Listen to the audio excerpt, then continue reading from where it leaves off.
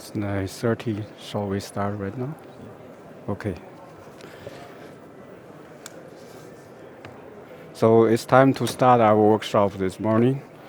Ladies and gentlemen, good morning, everyone. Firstly, welcome to our workshop titled Benefit Everyone from Digital Tech, Equally and Inclusively. This workshop is organized by UN Consultative Committee on Information Technology, CCIT, Chinese Association on Science and Technology. The committee has been actively engaged the IGF activity during the past year under the leadership of Chair Professor Gong Ke, former president of World Federation of Engineering Organization, WFEO. Is also executive dean of Chinese Institute of New Generation Artificial Intelligence Development Strategies. Now, let's welcome Professor Gong to give us an opening remark. Thank you, Zhou Xiang. And I think I should start with CCIT because this workshop is organized by CCIT in the spirit of the Global Digital Compact. CCIT is a committee established by China Association for Science and Technology, an umbrella organization encompassing more than 200 professional societies, covers almost all scientific technological societies. And CCIT is established by CAST to assist its consultative status in the framework of United Nations Economical Social Development Framework. So CCIT itself is the platform of multidisciplinary collaboration, linking the scientific technological society with policymakers in ICT domain in China and international dialogue, such as IGF, WCs, and so on and so forth. So today we gather here to discuss the topic as just mentioned by Zhou Xiang, benefit everyone by digital tech equally and inclusively. So I think we gather here to discuss this topic because we know on one side the remarkable benefit brought up by the technical tech already to every country, everywhere, but not to everyone by far. So we have to explore the ways how to collaborate in the spirit of a global digital compact to help everybody, everywhere, in every eco-social status to get the benefit of digital tech. Today, even though there's a small workshop, we have experts from Asia, from Europe, from Africa, and from America to join our hands and to share our insight, explorations, and good practices. And we also encourage all participants in this room, later on-site or online, to join the discussion.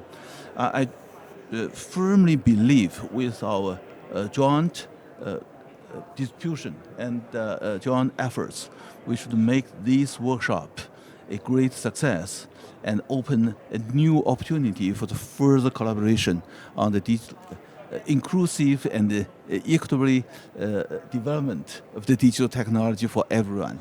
Thank you so much. I stop here and give floor back to Zhou Xiang.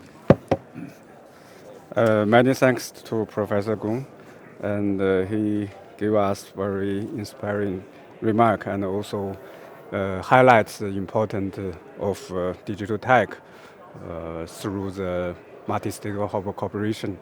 I think today we will have a lot of experts and scientists from different fields to share their viewpoints. Actually, we have 6 invited speakers with various background from different disciplinary on different aspects, including the policy, technology, and also education. So our workshop after the presentation from speaker will follow by a panel discussion with all the speakers also on-site and online participants. So I would like to remind our speaker, each of you will have 10 minutes to present your thoughts and ideas. So I will remind you when 2 minutes left. Okay? So let's move to the part of presentation. Firstly, we have Professor Liu Chuang to give us on-site presentation about GIS methodology and technology transformation for SDGs. Professor Liu Chuang is from the Institute of Geography and Natural Resource, Chinese Academy of Science, and she is also editor-in-chief of Global Change Research Data Publishing Repository, World Data System. Now we welcome Professor Liu to give you a presentation. You have floor, please. Thank you. Thank you very much. So, ladies and gentlemen, good morning. 20 years ago, we get together in the VCS Geneva. So I think there's some of us in there. And then Tunis. And then also 20 years ago, we co-data, we worked together to set up the task group in developing countries. I think DAISY, also we work together for that. But now we focus on 20 years later. So now we work on this, how the data can benefit for everybody. So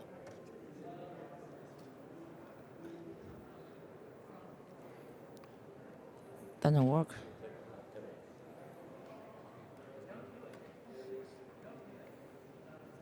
Okay, so the topic is the GIS methodology and technology transformation for SDGs. So this is from our experience. We have, in China, we have biodiversity, so rich in the biodiversity, and we have more than 3,000 geography indications in China. However, doesn't work. Okay, go ahead. So this next one. But the problem is not only China had the problem, but the whole world. FAO initiated the OCOP program. Then this is in 85 countries joined this. Each country have their diverse, the different product, agriculture product. However, challenging is go to the next one.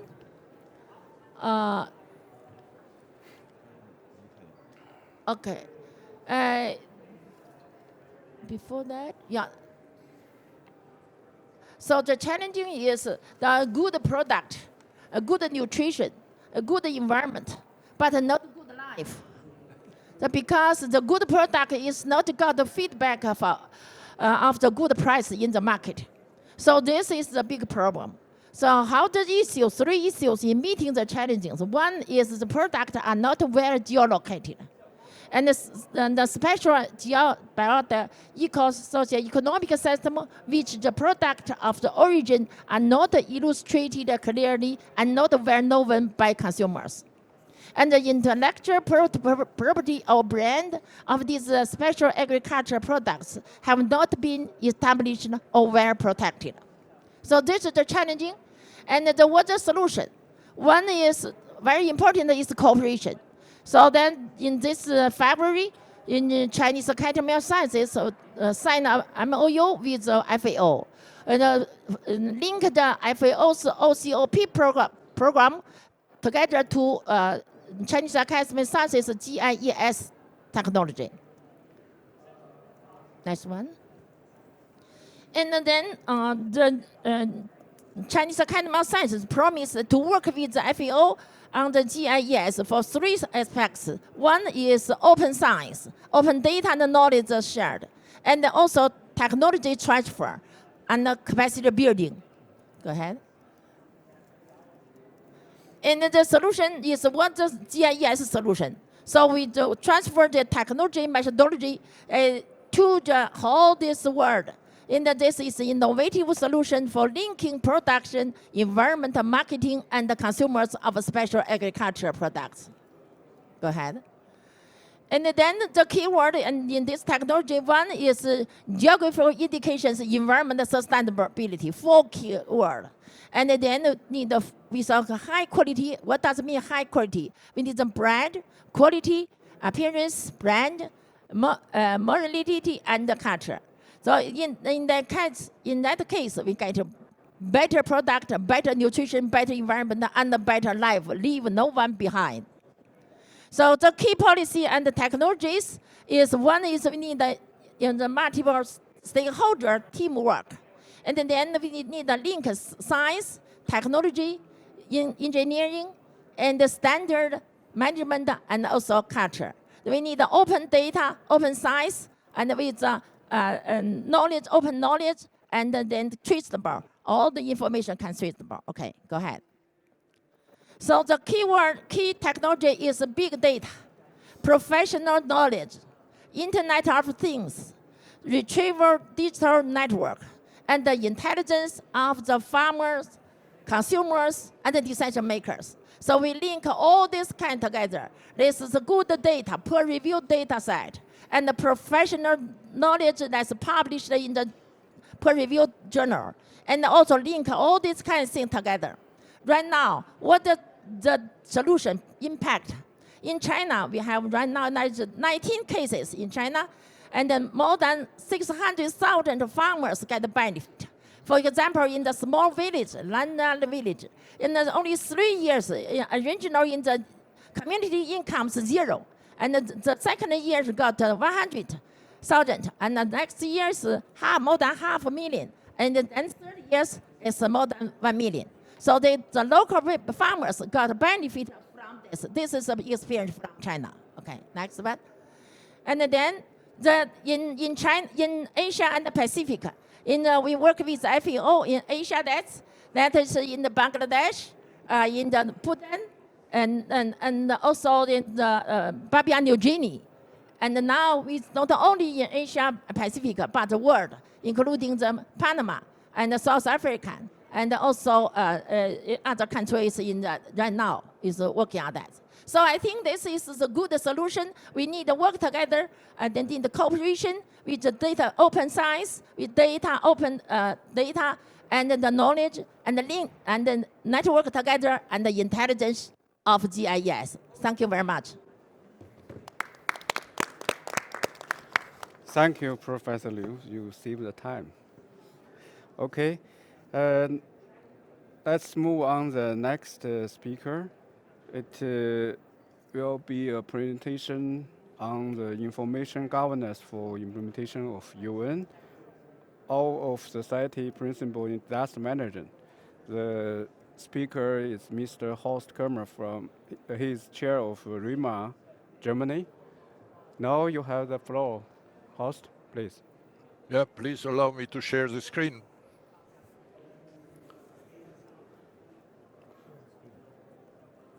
You can.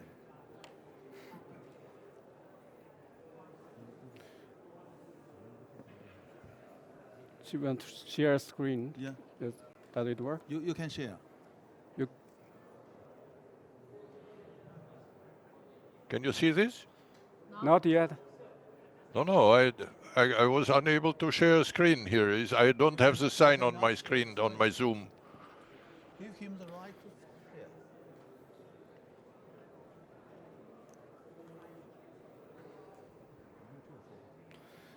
Hi, Horst, you can share the screen on your side. Or is he? Sorry, I don't see. I don't see that.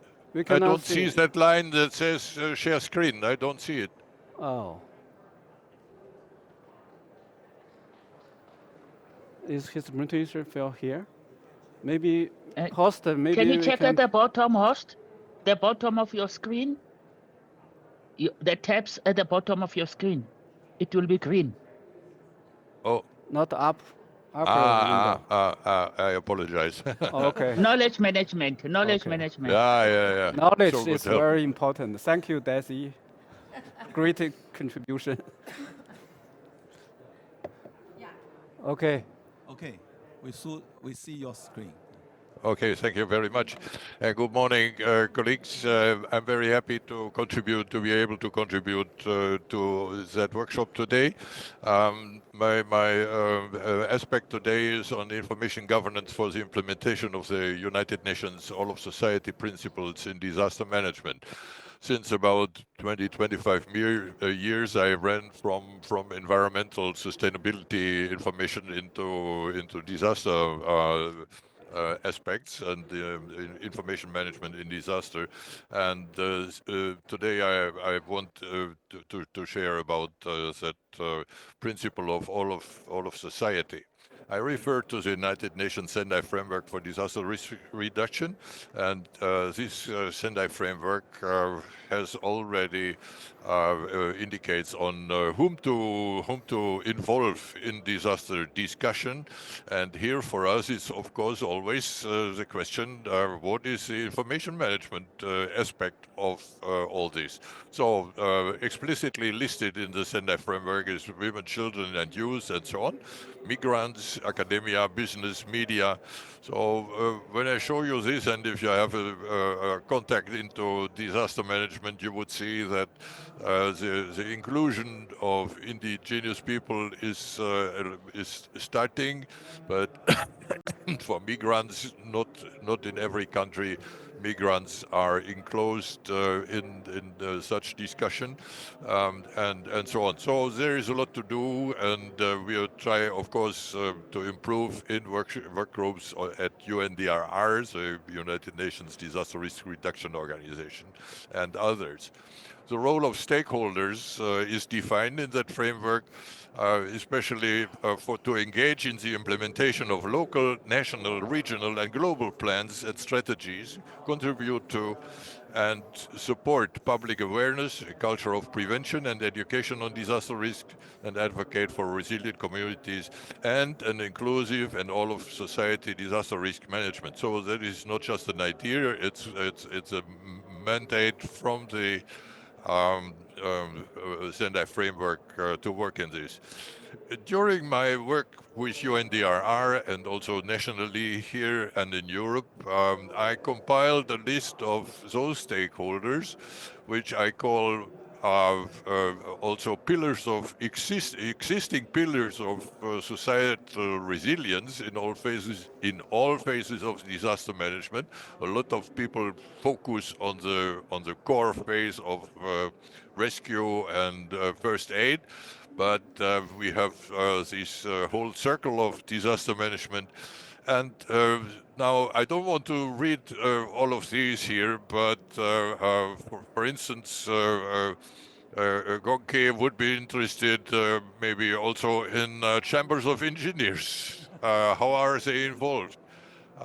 It's not only these blue light first aid organizations, but it's the Salvation Army, school services, medical care organizations, amateur radio associations. When all the transmission fails, when all the internet is down or some, you have to rely on amateur radio today, and so on. So to make that short, you can read all this for download of my presentation with the link I give in the end. For example, then all these groups, all these actors in disaster normally should work together in so-called national platforms, which also the Sendai framework suggests to implement everywhere. National platforms for disaster risk reduction, and I just made a short copy of the one here of the Luxembourg government here in Europe. And this platform constitutes sustainable networks that aims to stimulate a regular exchange, sharing of information and data held by different ministerial departments and all those involved. just to give you some idea of what is also the question of how to work in these crises. The Swedish Civil Contingency Agency made a brochure just a few months ago, a new version which is titled "In Case of Crisis or War." And this addresses all of society. That in Sweden is translated into Arabiska. Well, this is the name of languages in Swedish language. So, so in English, Farsi, and when you know these, even in Ukrainian language, if you know some of these names, here are local languages, local ethnical groups throughout the big country of Sweden. I listed that here because of international aspects of all those people living in the country. These are not only Swedish people or in any other nation, it's the same. So, but this is a good example how to include for the information part also other languages in the country, local languages, native languages, indigenous languages, which is also a role there. In the case of what I think is one of the best examples and best documented examples for community development is the one from Scotland here, which deals with the whole circle of disaster management, from communication, inclusion, support, planning, working together, and the methods with an impact that we work together for our society safety and well-being. What are today my short, because of time, recommendations for action and target achievements? We should review progress regularly at the local level and contribute to national and regional progress reviews by sharing information with the national government. Develop a communication strategy, internal and external, to inform local authorities, the community, and different actors. All these, you see, when you see the complexity of the list of actors involved, then you see what is the real challenge, because we are far from addressing all these and communicate with all these in a standard way, to inform local authorities, community, and different actors about gaps, problems, and achievements. So it's not only about warnings. It's absolutely important, these warnings, but the whole process is about talking about gaps, on problems, and so on. Put in place communication mechanisms that allow local leaders and the community to provide input, suggestions, and comments. Other recommendations for action are something like recording of status and situation, evaluation of documentation of previous experiments, data management plans, and so on. So also, to be short, don't want to read all this, but I just say, if you haven't a look at this, from management point of view, the question is, do we have all professions involved in this? Not only actors, some single organization or something. Do we have all the professions on board that are especially working for society here? So I think there is a long way to be done to have that all of society principle ensured in so many technical and governance way. Very short in selected aspects of governance is you would need an office secretariat. It's a permanent process. So it's not a working group, it's not a project, please. Governance is in disaster is something which needs permanent support of structures. That means you need steering committees, you need working committees, focus or working groups, drafting teams, technical drafting teams who make proposals for standards. As we did, Liu Chang especially certainly would know from former times when we did so in sustainable development, environmental information, in geographic information standards. You would need to sit together with colleagues from different organizations, from different professions, to sit together and draft standards, technical standards for meta information, for processes, and whatsoever. We are far from this in disaster management, by the way. Promote and document lighthouse realizations, feasibility studies based on these standards to be supposed, prototypes, best test beds where others can come with their data and say, no, let's see what your analysis tells about our data. Discuss and negotiate strategy at national Sendai platforms. That is what I mentioned already. Every nation should have one. Roadmaps for objectives, 2 years, 5 years, 20 years. This is typical management things. Do you look in your country? Do you see what is a 2 years plan? Do you know what is a 5 years plan, the 20 years plan? I think that is also something we could support. Now, I want to close my presentation to invite you to come to Switzerland in June. In Geneva is the 8th session of the Global Platform Disaster Risk Reduction of United Nations. And 1 month later, WISIS in July also allows a discussion on information society. My session proposal is on information society in times of risk. And those who are interested and maybe can consider to join for contributing to such session are invited to contact me. I thank you for your information, and you see the download link for my presentation to read and see the links with the documents, very interesting documents I recommend. And thank you for the opportunity to be with you. Thank you. Okay.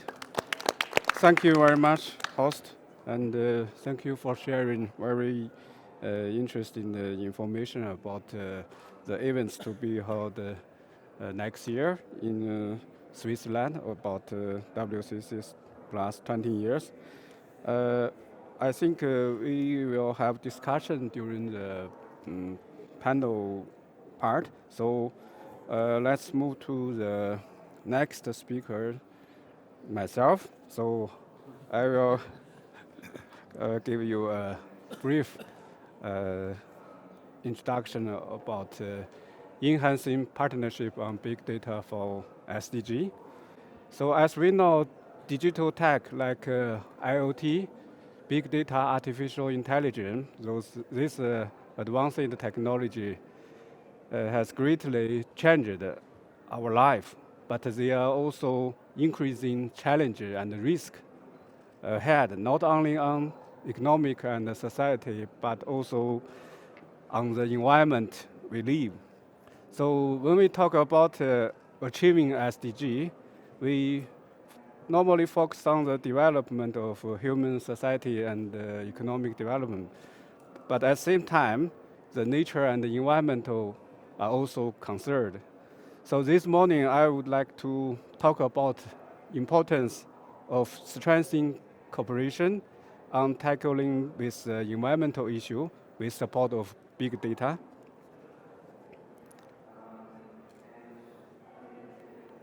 Please, go ahead.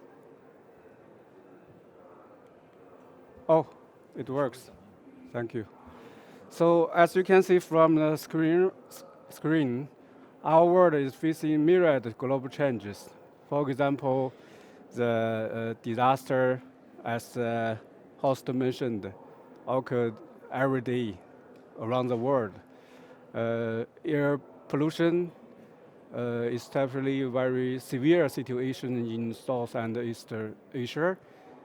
Frequent flooding happens not only in the rural area, but also I think we are experiencing more and more severe disaster in Southeast Asia, which big problem for the sustained agriculture and production. For also at the same time, the South America are experiencing severe deforestation, and meanwhile the extreme degradation of grassland on Central Asia, and also climate change worsens the severity of the wildfire worldwide. So it's too much. Okay. So as we all know, the big data can be a key tool for supporting and evaluating on the implementation on SDG. The new technology not only can provide the strong power to give us accurate information about the environmental and human activity, but also it can provide a lot of data which will be a source of knowledge, can be decision making for government, academia, and also private sector for them to take action to improve our daily life and industry development and every aspect of our Earth and human life. So as we all know, this SDG has 17 goals with 169 targets, and we also have more indicator. If I remember right, is more than 213. So how can use the new technology, for example, big data, IoT, to support the implementation of SDG? And also we need to evaluate the status and the progress of this implementation. So we need to improve the link between the observation, computing, analysis, and also the knowledge discovery.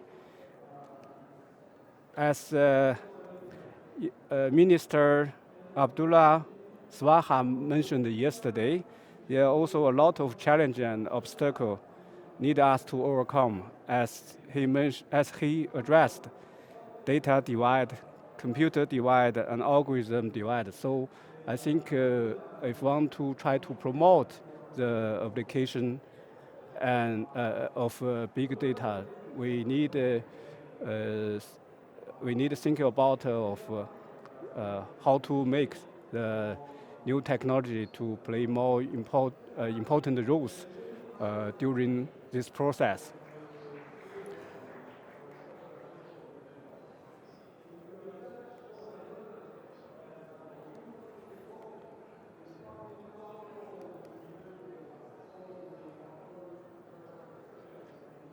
So I think there are a lot of features of big data we need to improve as a new infrastructure to align the objective of benefiting everyone. For example, the technical reliability and the stability. So we need to build reliable infrastructure all over the world at local level, national level, and regional level, as the host mentioned. Also, the equity and the diversity, as our workshop title mentioned, this is also to help the gap between the different community, different country. The other things we need to think about is responsibility and accountability, which will help to promote application and service by implementing data openness, integration, and analysis. And also, the data security is also a very important issue for us to think about, because it will integrate all kinds of data source by extract information and produce knowledge for decision making. So there are a lot of things we need to think about it.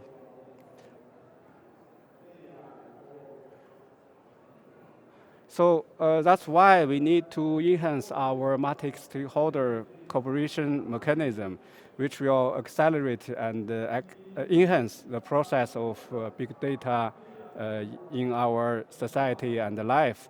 So the organizations can play more important roles in this process. For example, for research community and the commercial sector, they can work together for building the analysis platform to facilitating the computing service and maybe big data computing platform.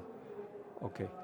So there are also application model and policy aspects the stakeholder can work together to go forward. Here I have some case because personally I'm from the technical community. So as you know, the satellites are playing more and more important roles for monitoring the natural resource, environmental. So, but they are different capacity on Earth observation and data accumulation different country at different levels. So we try to build a data hub by reduce the data divide from this kind of framework. So you can see some organizations are working on the data integration, some working on the algorithm optimization, and also we have a private sector like Amazon and other company which will provide computing facility. So we can strongly support different application with this flexible framework by multi-stakeholder cooperation mechanism. And there are other cases. There are cases called the Knowledge Hub. It will provide more opportunity for us to cooperating together from data to information for decision making. So the algorithm can be collected and optimized for the further information extraction.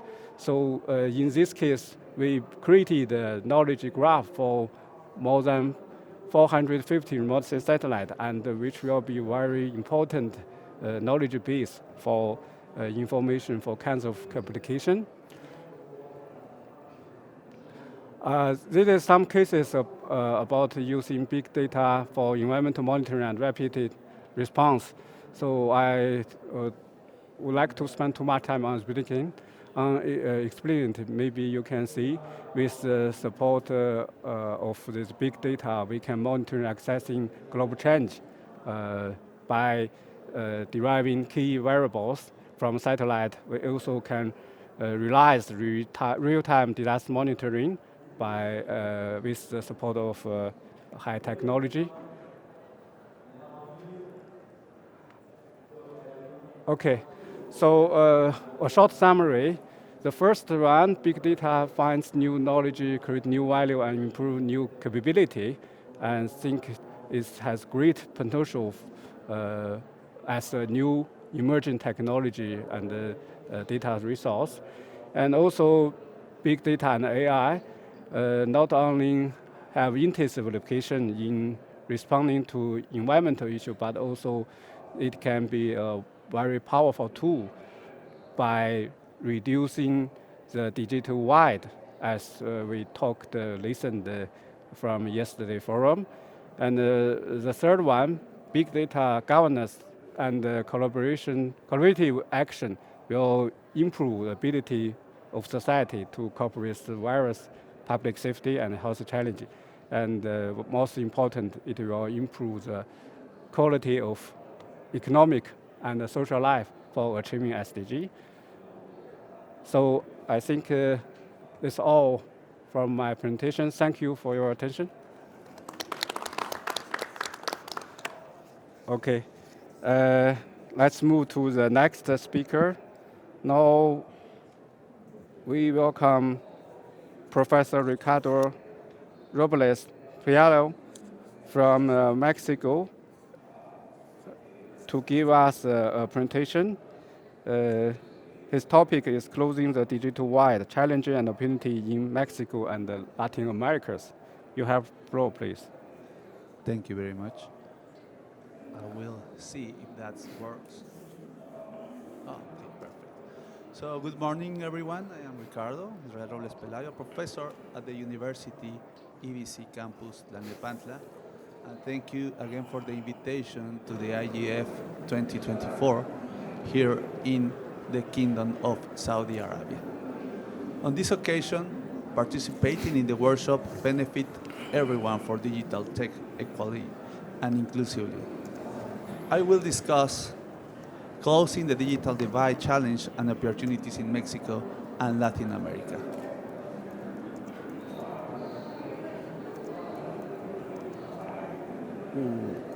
Okay, perfect. As we will know, we are living in a transformative era in which technology has become the driving force behind social, economic, and cultural change. In Mexico and Latin America, information and communication technologies have opened enormous possibilities to reducing inequalities and improving quality of life. However, this technological revolution highlights significant challenge, unequal access, digital exclusion, and widening economic and social gaps. Today, I want to share a profound reflection on how to close the digital divide in our region, analyzing its impact to key sectors such as education, health, labor justice, and business development while proposing transparent and sustainable solutions to address this challenge.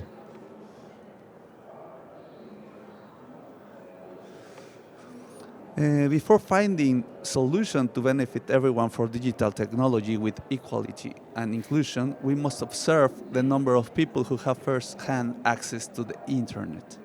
As we observed in yesterday's opening session, many people worldwide don't have internet access. As we can see in the graph, leaving aside the number of people who live in each of the Latin America countries, internet access has grown significantly in Latin America, now serving as an essential social and economic participation tool. However, this reality is ordinary. Despite progress, more than 240 million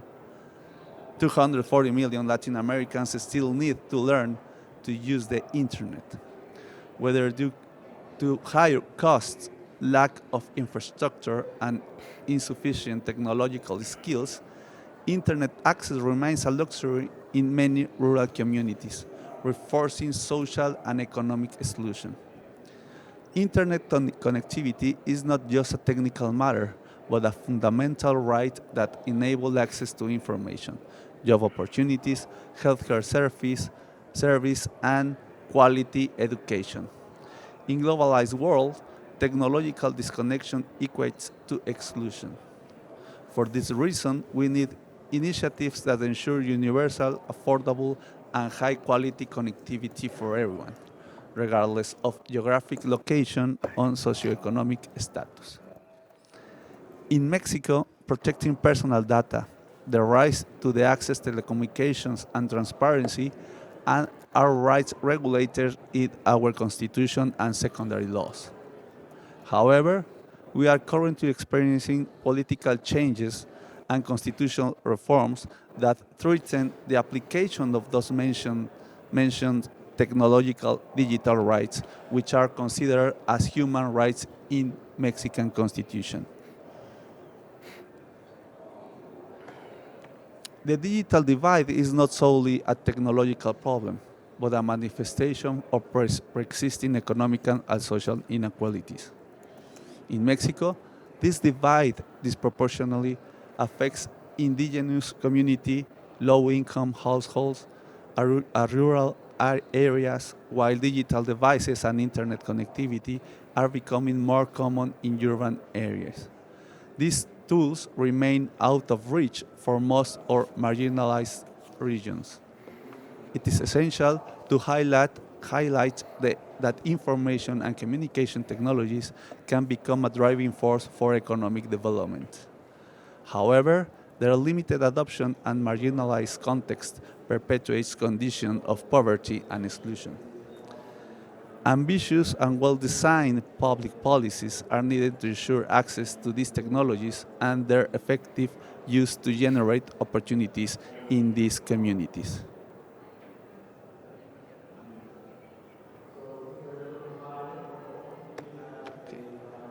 Education is one of the areas where ICTs can have the most significant impact, especially in Latin America, where educational equity remains a challenge. Incorporation technological tools in classroom modernize teaching and opens new opportunity for students otherwise excluded for quality education. However, their implementation still needs to be improved. In Mexico, students still need access to essential devices such as computers in most rural schools, and teachers must receive the necessary training to use ICTs effectively. In addition, government digital education programs often requires more transparent evaluation, which limits their impact. To harness the potential of ICTs in education, we must focus on strengthening teacher training, investing in technological infrastructure, and ensuring that digital tools are accessible for all students.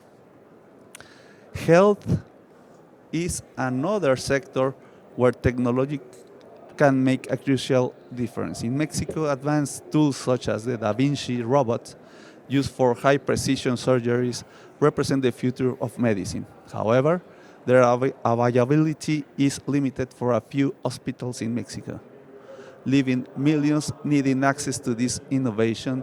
This unfair centralization underscores our healthcare system's profound geographic and economic inequalities.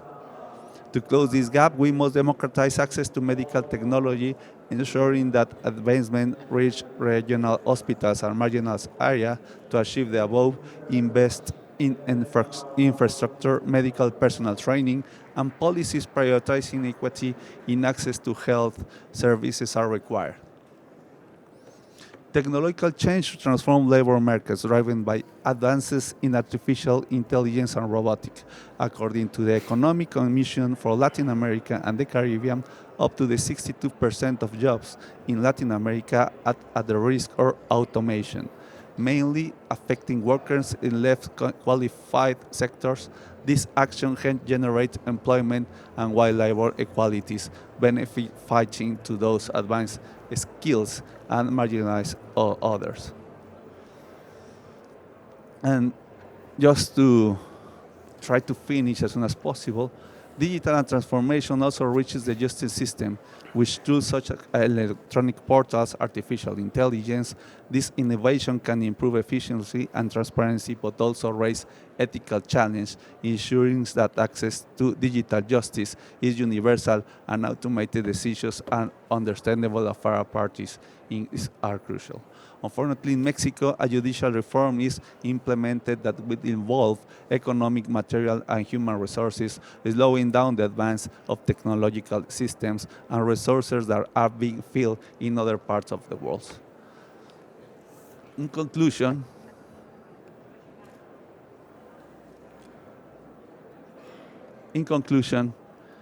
there are some aspects that we must consider. Guarantee universal access to the internet in rural and marginalized areas where the government and the private sector can invest in technological infrastructure.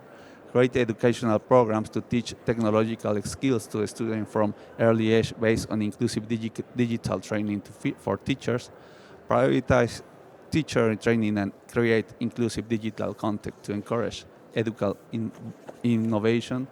Provide tax incentives, financing, and technological training to support SMEs with the appropriate technological tool, and train workers in a digital and human skill, gradually implementing collaborative technological tools, and foster a culture continuous learning to ensure the adaptation job.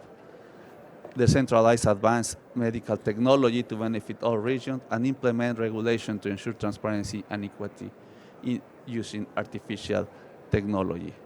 And just to finish, just want to continue the thought that yesterday, to whether we can bridge the digital divide and build a more inclusive and equitable future for people worldwide. Thank you very much.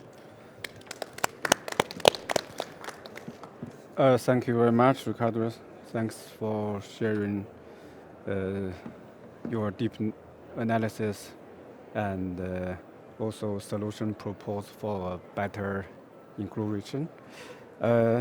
Now we will have next speaker, Professor Desi Salamenta from UC University of Witwatersrand, and also her colleague Lazarus from the University of Pretoria. And the topic is centering social justice, cohesion in digital technology accessibility equally and inclusively. Now, Desi, you have floor, please.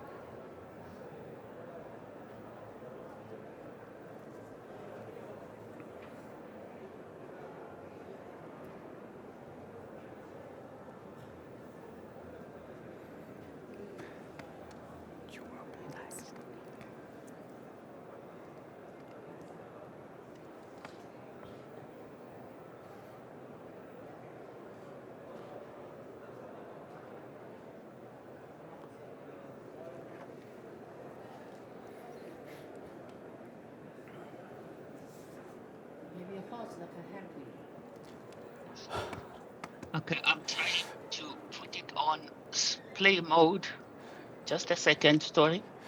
Desi has a similar problem. You have to help yourself. You are expert. We believe you. Yes, I can share, but I'm trying to minimize.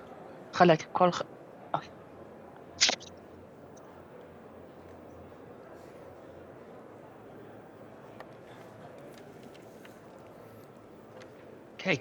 Good morning, colleagues from South Africa, and we're happy that we are joining you from far. So we are focusing on the two aspects. Whilst I just want to put it on slideshow.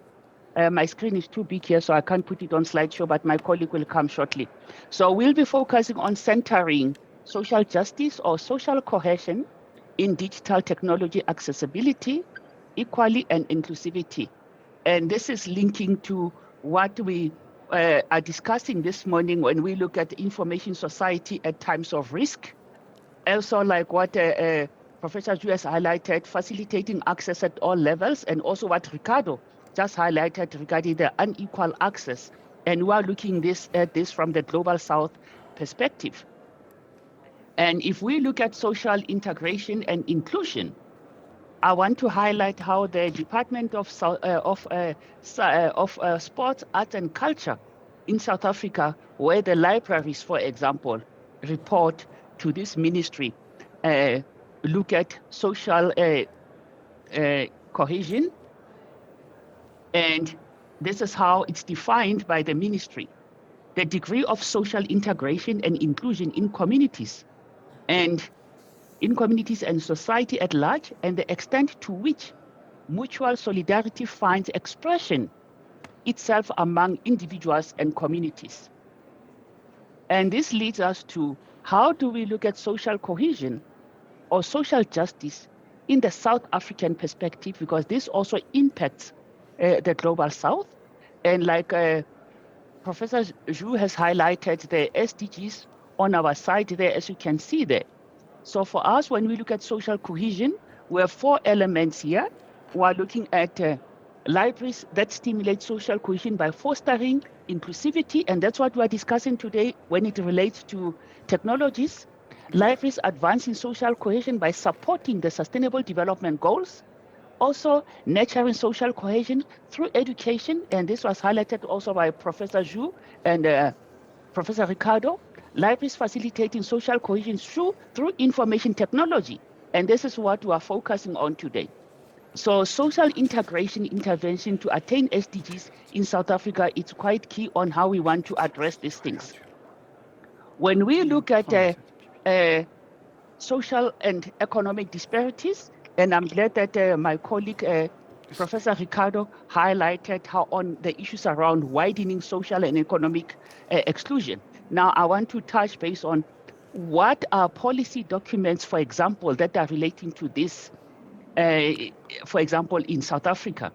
The intention of reducing socio-economic disparities, i.e. poverty and so forth, are also stated as part of the Reconstruction and Development Program of 1994, which further is reaffirmed by the National Development Plan of 2012. And these documents emphasize the following: no political democracy can survive and flourish if the mass of the people remains in poverty and so forth. Then I want to move to the next slide. What is the context then of social cohesion? The context of social cohesion looks at poverty, inequality, and social exclusion, which have also received the global attention in the post-2015 development agenda. And this is the Africa agenda. And for more than 2 decades, South Africa has sought to address poverty and inequality in a wide range of initiatives. And the National Development Plan of 2030 predated the Sustainable Development Goals, yet it is largely aligned with the goals of addressing poverty, inequality, and exclusion.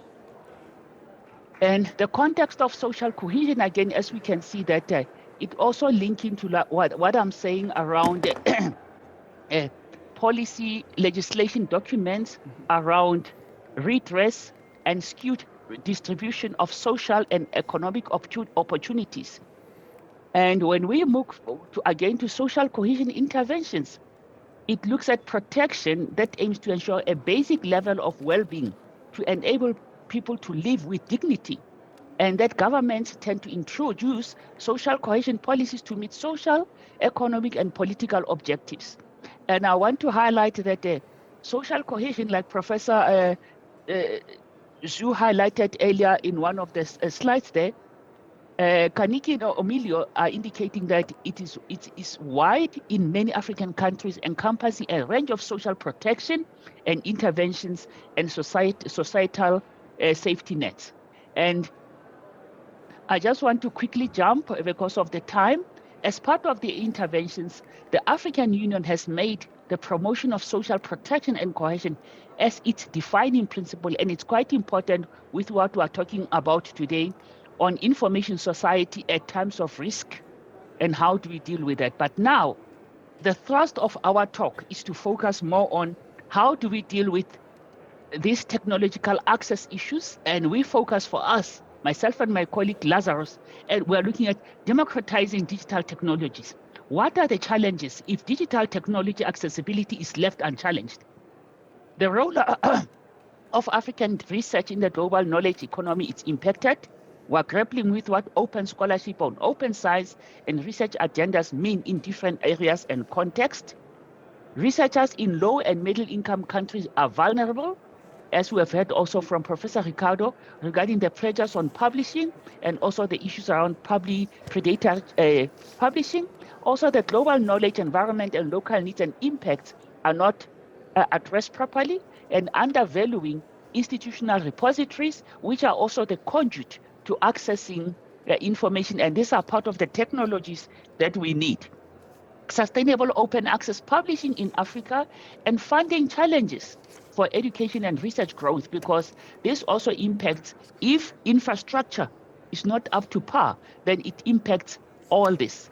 And the other element, when we look at democratizing digital technologies, the challenges that will impact on this is widening digital technology, and my colleagues have highlighted to that, sustainable national and regional infrastructures, valuing indigenous knowledge and local languages are also important when you talk about access that links to digital technologies. Also promoting inclusivity and diversity of voices, Misinformation in public policy is also key, and opening research to the broader community and allowing for greater cultural and linguistic diversity to support local and regional knowledge production.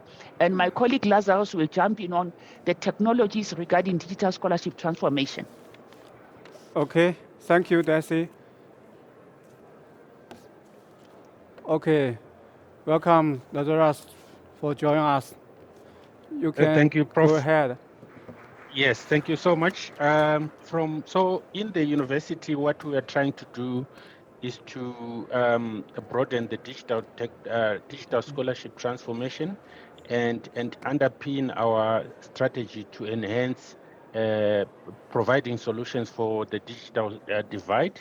So as you can see, my first slide is actually going to illustrate how we define digital scholarship in higher education.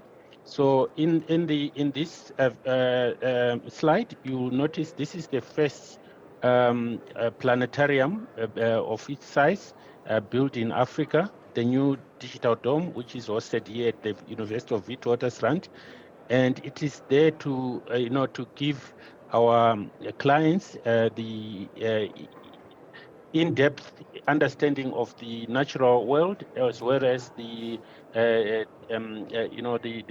whatever lives in the sky. And this is a phenomenal dome that we are going to enhance as a university to ensure that we provide students both within the universities and in primary schools and secondary to have to imagine what the world looks like from this environment. And Lazarus, sorry to yes, disturb you. If you need to play next one, just tell me, okay? Because I'm controlling the slide okay. playing on site, okay? Okay, thank next you. slide, 15. It's a bit slow, sorry. Okay, slide 15. Yes. Yes, so linking digital humanities to digital scholarship. This is what we are doing at the intersection of humanities and digital technology. Providing digital humanities, scholars usually engages with humanities topics through digital collaboration, creating digital projects and using digital tools to fuel research. And as such, this could mean utilizing materials and resources that were born digital, and we also digitize them for existing material objects like print books and artworks. This could also mean exploring computational technologies such as algorithms, code or data, text mining, tools to understand how large collection and information will all intersect. Also, digital scholarship, we also assume this will visualize timeless maps and data organization tools to visualize and analyze and interpret text and data in innovative ways. Next, please.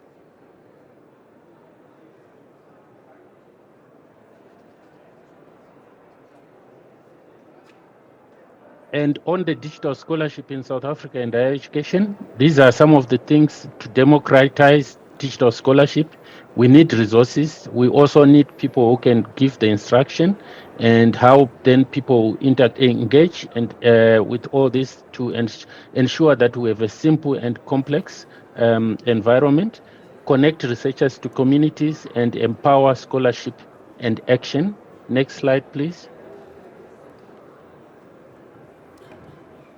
So at Digital Humanities at WITS Libraries, we have our museums, which we are also ensuring that we provide digital solutions and also enhancing the library digital scholarship services through the archives and other things that we can digitize in our collections, artifacts, new tools, and also providing the optical character recognition for the digitized collections so that researchers can have vast amounts of textual data they can use. However, these advances are not limited to just text. We are also providing sound, images, and video that have been subjected to these new forms of research. Next slide, please. So you will see with our advancement on historical papers, we have the richest archive of research papers in South Africa. And so our our agenda here is to digitize some of these collections, provided copyright will permit us, so that most of the archived material can then be accessible to our clients, and also sensitive archives from the apartheid era. We can also provide digital solutions to them so that they can transform and be accessible to other people outside the university. And so this includes combining STEM with digital scholarship and digital humanities through our makerspace, which brings humanities together with other and promote cross-disciplinary collaboration, thus helping students and researchers to move beyond the historical division between the sciences and the humanities. Next slide, please. Lazarus, because we still have to leave some time for panel discussion, could you please finish your presentation in 3 minutes? Yes, thank you, sir. Thank you. So most of these things that we are going to digitize are in our museums, and also already we have digitized the last slides, which speaks on Wits Rock Art Research Institute. These are African rock art that presides around most of the African countries which were collected, and we have digitized them to ensure that they have a wider audience. So thank you, sir.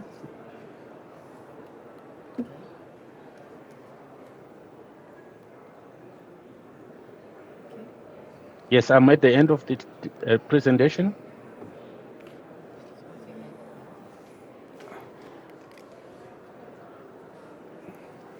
Yes? Is it? Yes. So Yes, please.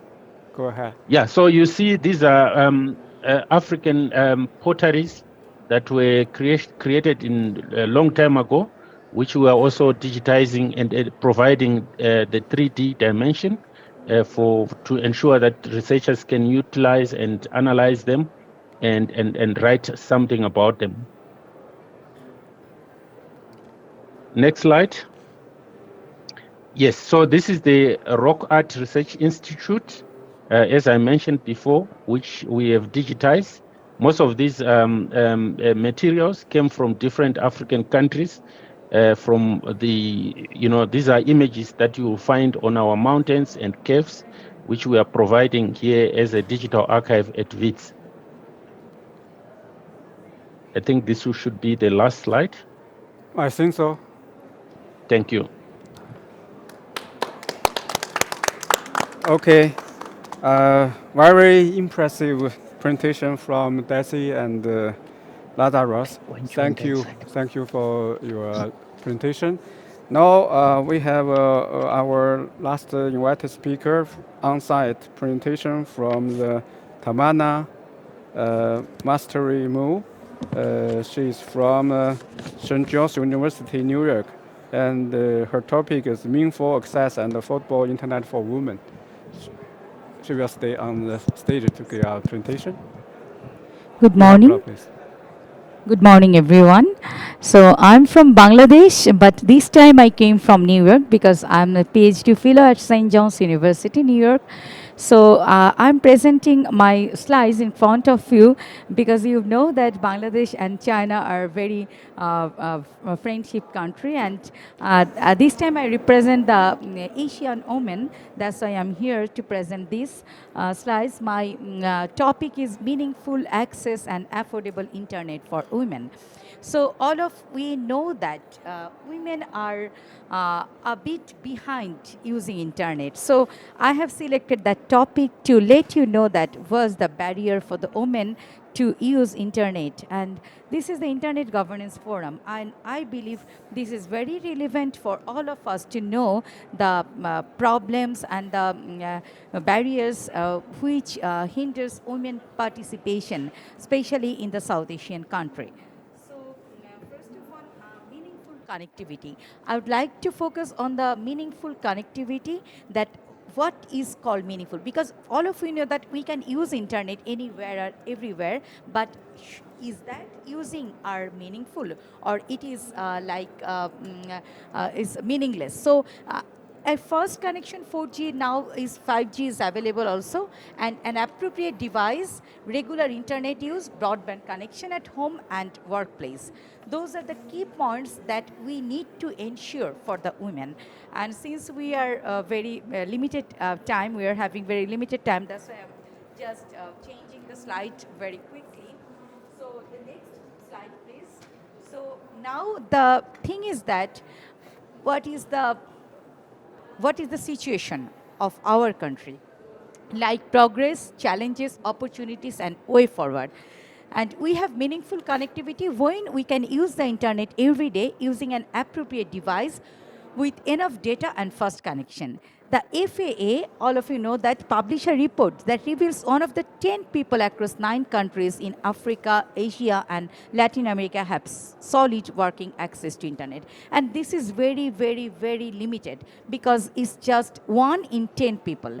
And these issues for connectivity are involved how the action needed to provide affordable and meaningful access. And men were far more likely to engage in a range of online activities, including posting comments about political, social, and economic issues. And those are the data. Men are more likely to use internet. And yesterday when I was in the plenary session, I found that it was discussed that men are always using more internet than women. And this is the situation in not only in Asia and Africa, but also in Europe and America. Next, please. And this is the scenario in politics, in economics, in business, and everywhere. And without, we have to admit that without the full participation of women, it is impossible to progress as a whole for the society, because women are half and maybe the more than half of the society. So if women are bit behind using internet, the progress in all respect will be hindered. And this is the situation. We are having some data that 144 developing countries buy up to 18 billion USD. Meanwhile, 180 million women and girls would be able to generate more income, and nearly 500 million would improve their education level. So since I'm working in the Ministry of Education, I found that if women are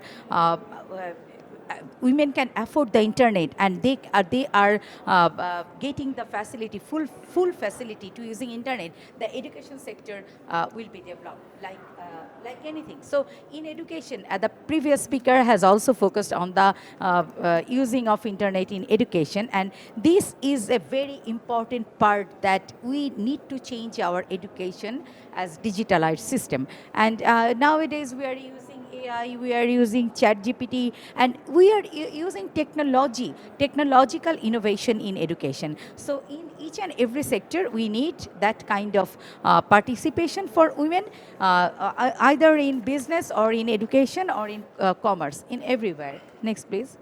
So the thing is that we found that barriers for meaningful connectivity and affordability and digital skills gap remain stubborn barriers to gender equitable access to and use of internet. Across the globe, fewer women than men use the internet, and research from Wave Foundation found that globally men are 21% more likely to be online than women. And those are the problem, like there are some barriers, that lack of digital skills, like the affordability, sometimes it becomes more like expensive for the women to afford, because women are, most of the women feeling that, I have already talked, that they have less income. So since they have less income, they cannot afford the internet, which is very expensive for them. So this is the things that women are, and there are some issues for privacy also, where some women are afraid of violating their privacy, or their any kind of online harassment. They are also aware of the social harassment. They are also aware of the online harassment, and the vulnerability and safety security concern. Those are the things that interrupt the using of internet as a first, like the men. So next, please. This is the source for digital divide, and other barriers found to ensure meaningful access and affordable internet for women, unavailability of broadband access or less access to public internet center, insufficient income, and unable technological device, and cultural norms or social barriers. I have discussed this, and those are the gender-focused policy to address women. Those are the things that can highlight the use of women, use of internet by women, and less gender-focused policy to address women's ability to access and benefit from the internet. So the policy makers should be concerned about those things that we are facing nowadays. So what policy should be women friendly? The Ministry of Broadcast and the Ministry of Information and Broadcasting should also change their policy so that women can have the access full-fledgedly. Okay, thank you. Next slide, please. We are at the very end of the things that we use internet in education. I've told that economic affairs, commerce, transportation, media communication, in production and medical sector, we have already discussed those. And the next, please. And the thing is that to ensure the equality, no equality, no internet and no equality is just similar. So if we want to ensure the equality, we have to ensure the internet for the women. So this is just a vice versa situation. If women are far behind than men in any kind of development, the internet should be assured for the women to develop equally. Next, please. So this is the data from online population, internet use, gender gap, and mobile broadband penetration. Those are the data I have found from some Alliance for Affordable Internet, Meaningful Connectivity, Unlocking the Full Power of Internet Access. So these are the data all the data focus that women are less likely using internet than men. Next, please. But those are very, the situation, it is like a village situation. Nowadays, the situation is changing in Bangladesh, that assuring gender-sensitive environment, and the government of Bangladesh is very much aware for the technological development all over the country, even in the village. So nowadays, the village women are using mobile phone, like smartphone and internet. They can talk with the friends and family, like video calls, chat, and everything. So they are becoming changing. So this is the situation we are found that from ICT source, that women empowerment is before, it's very much changing the situation. Next, please. And key to achieving international standard of communication by using internet. Since we are here for Internet Governance Forum, we need to change the situation as a global village. We need to change the situation for women using internet. So this is a global community, and now we are here to promise to give the internet for all the citizens all over the global village. So this is the promise, and we think that in future, the next IGF or the next, and we will able to ensure internet for women also, as we can ensure internet for men. And this is my presentation, and thank you very much for your kindness to give me the privilege here to present my slides. Thank you very much. Have a good day. Thank you, Tamara. Thank you for sharing your insight, idea about meaningful access and affordable internet for women. So we still have a few minutes for the discussion. Maybe our on-site speaker or online speaker can share your viewpoints in very compact words. Okay, host, do you have some word to say? Thank you very much. I'm just. Can you read the chat? I'm just preparing a remark on my session proposal in Visis. I'm just writing it. Can I please complete and come back later? Just a minute. Okay. do not circulate with us after you're finishing, okay? It's a very good proposal, I believe. Okay. Professor Liu? Yeah, I think this is a very good session in a different aspect and different regions. Yeah. And I think we have a common understanding for our common future. One is we need to work together, right? Yeah. So and also for disaster, for the GIS, for the woman, and for the lawyer, we need the first thing we need to work together, right? So yeah, so I think that's so we can thinking about the next step, how we can work together, right? Yeah, and then the second one is now we go to the intelligence area. So we need to think about how to migrate to benefit the data and the internet and to the society, to everybody, leave no one behind, right? So this is we need action. So what action we should do? So we need to discuss about that, right? So I would like to transfer to Ricardo. Thank you very much. So I think since yesterday, as the opening session, we have a common issues to do about education, about the economic issues, and to share all the knowledge around the world. And in this forum, I think is a good place to do it. So I think that is very usual that consider that in around the world we have to work together as Mrs. Lu says, and we can share this space to do it as well. So thank you very much for the invitation again, and let's work together to reach that goal. Thank you very much. Okay. So, Daisy?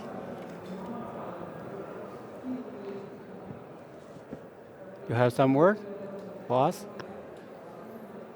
Yes, I think what's important with today's discussions from the different presentations that we all converge with what we are trying to put forward on access and in the use of or the availability of infrastructure, and also the issues around data to address societal issues.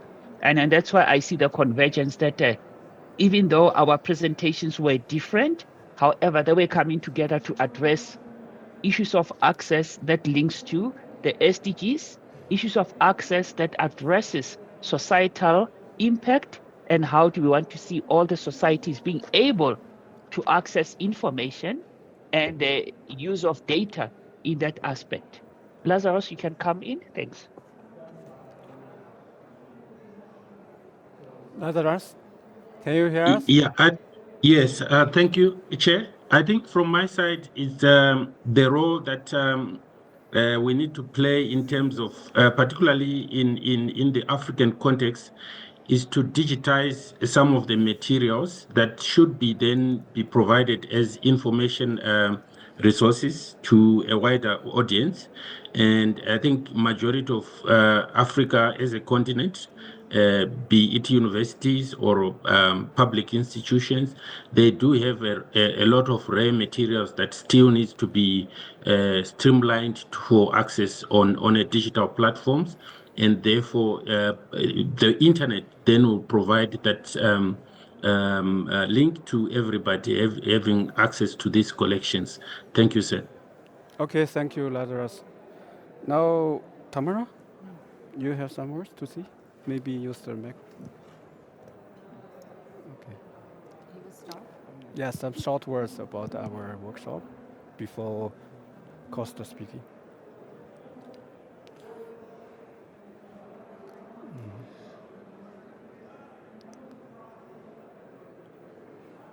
Okay, you can go ahead if you have some words to say. Thank you very much. We need to be ensure women active participation and leadership in our country as well as all the South Asian country, and we already have ensured the participation of women mostly in the European countries, and now in Poland IGF, I have attended 2021 in Poland UN IGF as an UN fellow. So that time that was a promise that women voice should be heard from everywhere. So when the women are eligible to speak out, they can ensure their own right. So my last word is that women should speak out, women's voice should be heard, and women are the part of the world, and they are the active participant everywhere. So we cannot ensure our development without women participation. So this is the last word for me, that we need to ensure internet for women and as well as men everywhere. Thank you. Thank you, Tamara. Host, you still have some words? 1 minute. Yeah, thank you. Yeah, to be short, I put a note in the chat with links that you may be possible to see. I will, of course, keep you informed. The question is that I have a long time, and I see the situation in disaster risk reduction, and I see the problem really from full scale, and we can do very positive things. The question also is, just to see the importance of the thing, is now is the time that slowly starts preparation of the follow-up United Nations program on risk reduction, which must be some program from 2030 to 2045, the next 15 years, you see.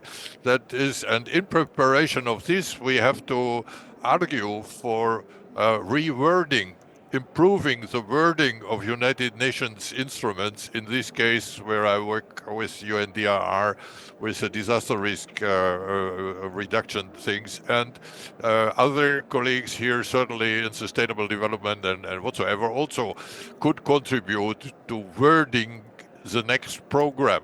So that is what I see the general positive aspect in that. Thank you. Thank you very much, host.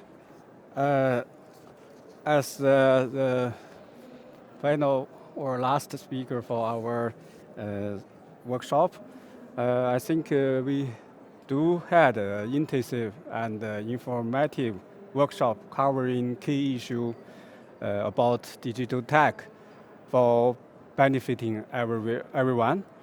Unfortunately, due to time, we have to make a concluding remark. So, firstly, many thanks to all the speakers. We have such a great opportunity to communicate and exchange regarding diverse aspects.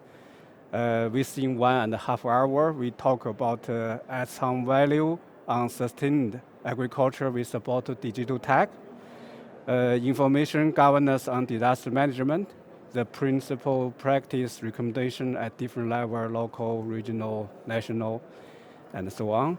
So also I talk quite a lot about big data as a powerful tool for reducing digital divide, algorithm, data, computing.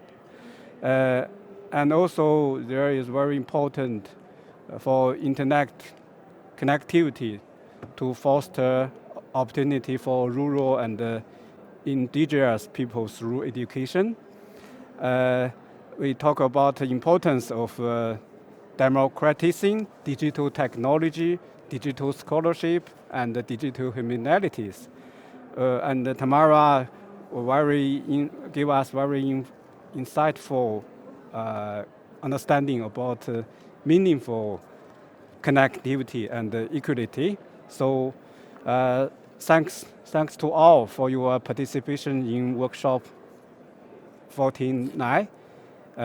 For the way forward, everyone will and should be benefit from digital tech, and its implication relies on the joint effort from all the stakeholders today on site and all the stakeholders in our information society for future actions.